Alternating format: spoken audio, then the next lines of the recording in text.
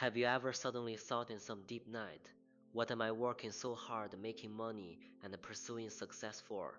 When you truly stop to ask this question, you might feel a sense of emptiness. This emptiness is not negativity, but rather an entrance leading to the most essential thinking about the meaning of life. Today we're going to talk about when you realize that everything is subjective experience, where exactly is the meaning of life? Part 1. How humans perceive the world. Subjective projection.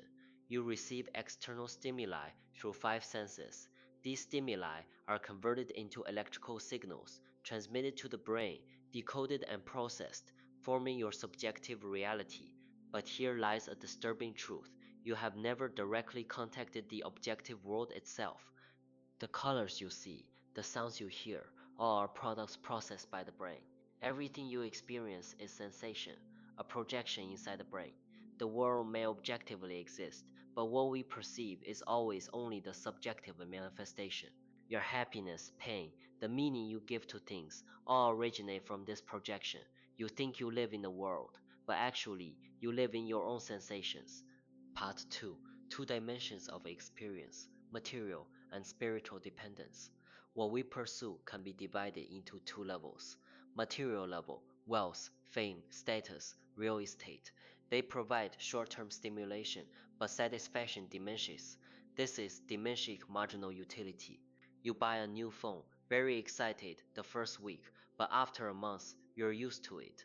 Material things can provide sensory pleasure, but cannot bring meaning in themselves.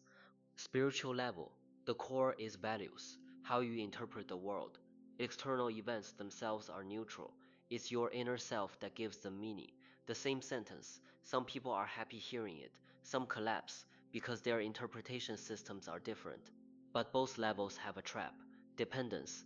Overdependence on external recognition, you lose yourself. Spiritual dependence, addiction to consumption, status and comparison, you fall into anxiety, material dependence. And when you realize this, you encounter a more frightening question. If these dependencies ultimately lead to anxiety, what exactly is the meaning of everything we desperately pursue? Part 3. Confronting nothingness. Sisyphus' boulder. When you detach from dependence, you'll see a void. This is nothingness. If happiness, achievement, and pain are all just electrochemical reactions in the brain, then what is the objective meaning of everything that supports our struggles?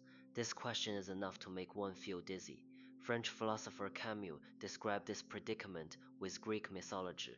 Sisyphus was punished by the gods and must push a boulder up to the mountaintop, but each time the stone is about to reach the top, it rolls down. He must eternally repeat this meaningless thing. This boulder is a metaphor for our lives. You go to work every day, make money, set goals, achieve goals. From the cosmic scale, all of this ultimately returns to nothingness, just like that boulder that inevitably rolls down. Camus calls this